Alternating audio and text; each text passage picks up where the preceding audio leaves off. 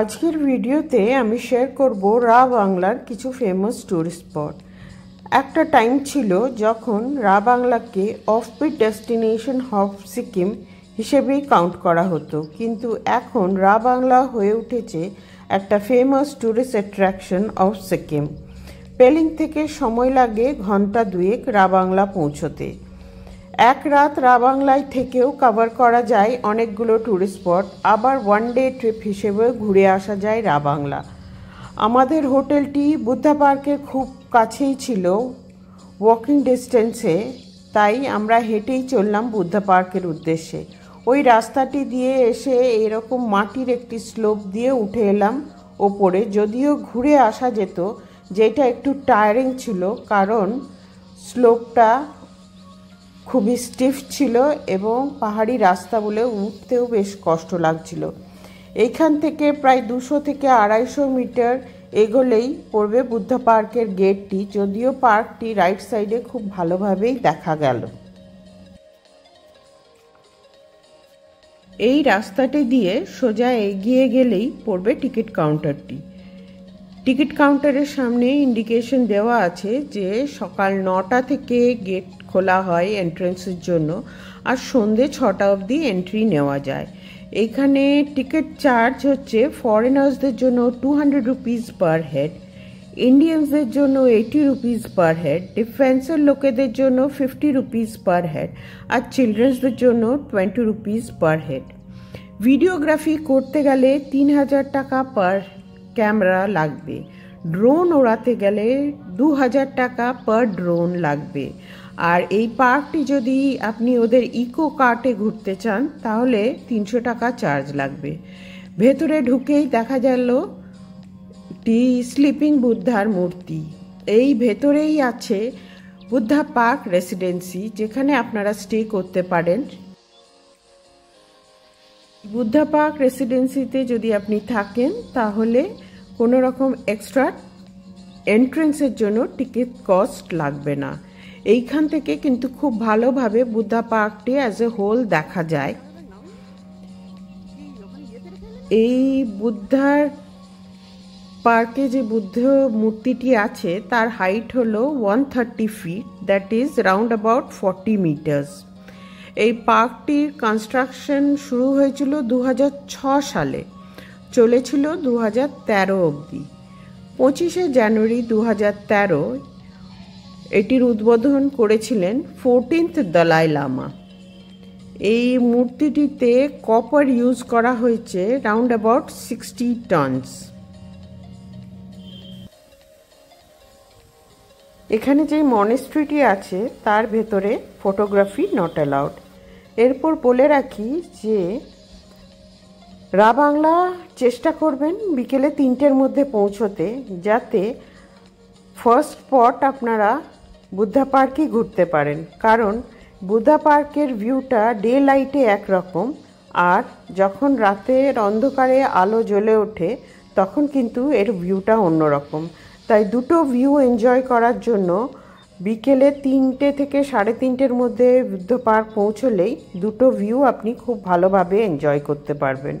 বুদ্ধ পার্কের পুরো ঘুরে নিয়ে আমরা ঠিক সামনে এলাম, যেখানে পেলাম প্রচুর সুভেনিয়ার্সের স্টল আর কিছু ফুড স্টল। কিছু ফুড এনজয় করে রাতে হোটেলে গিয়ে রেস্ট নিলাম।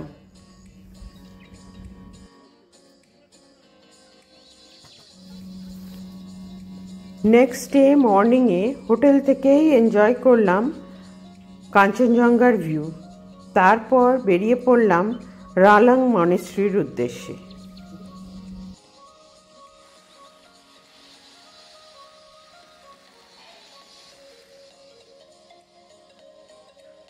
বুদ্ধা পার্ক রেসিডেন্সি বা বুদ্ধা পার্কের আশেপাশে বেশ কিছু হোটেলের ফোন নাম্বার আমি ডেসক্রিপশন বক্সে দিয়ে রাখলাম, যোগাযোগ করে যেতেই পারেন।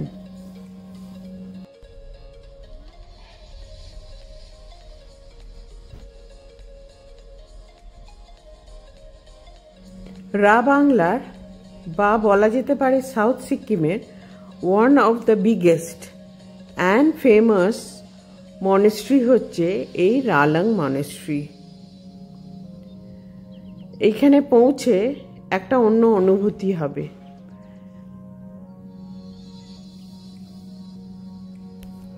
বেশ অনেকটা এরিয়া নিয়ে এই মনেস্ট্রিটি।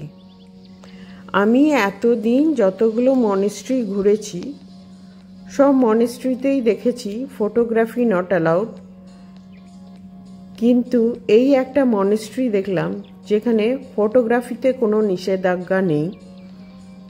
আমরা মনের মতো করে মনেস্ট্রিটা ঘুরতে পেরেছি। এমনিতেই মনেস্ট্রি খুবই কালারফুল হয়, সেটি আমার পার্সোনালি খুব ভালো লাগে। এই মনেস্ট্রিটির বাকি তিনটে দিকে সব রেসিডেন্সিয়াল এরিয়া আছে, আর এই যেই বিল্ডিংটি দেখা যাচ্ছে এটি হচ্ছে মেইন মনেস্ট্রি। ভেতরটা ঢুকে আমার বেশ ভালো লাগলো, খুবই কালারফুল এবং খুব সুন্দর।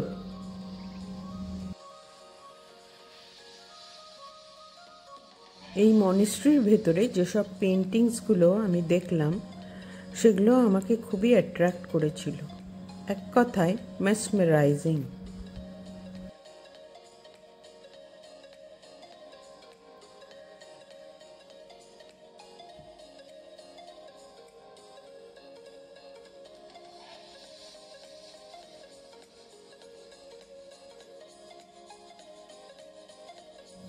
রা বাংলাতে বেশ কিছু মনেস্ট্রিজ আছে, কিন্তু এই রালং মনেস্ট্রিটি আমার খুব ভালো লেগেছিল অ্যাজ এ হোল।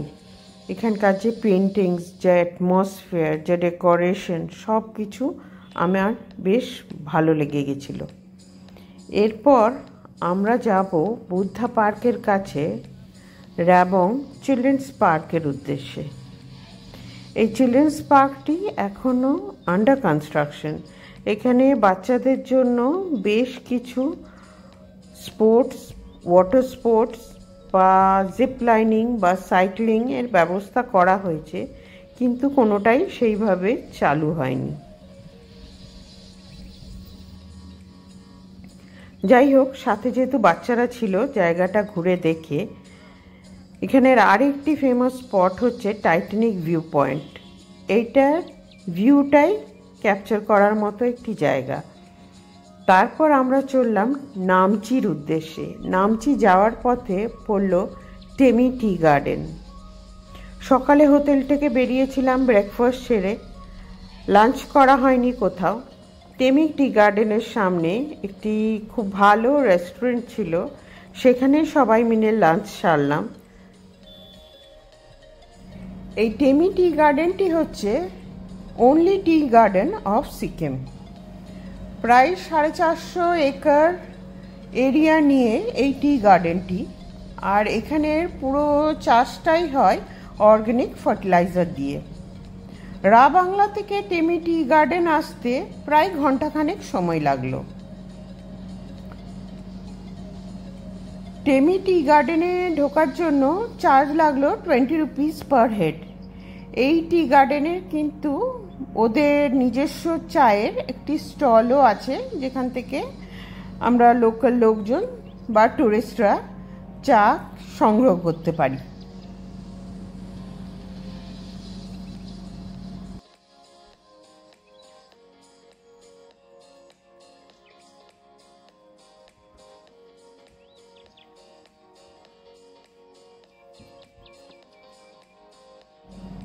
ইন্টারন্যাশনাল মার্কেটে টেমি টি গার্ডেনের চায়ের কিন্তু বেশ ভালোই ডিমান্ড আছে।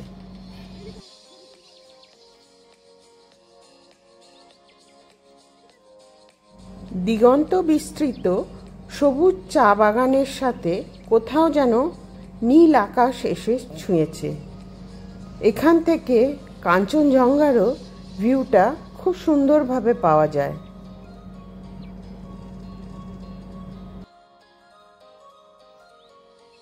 এই টি গার্ডেনের পাশে কিছু হোমস্টে আছে, যা ডিটেলস বা ফোন নাম্বার আমি ডেসক্রিপশন বক্সে দিয়ে রাখলাম। টেমি টি গার্ডেনকে এক্সপ্লোর করে আমরা যাব নামচির পথে।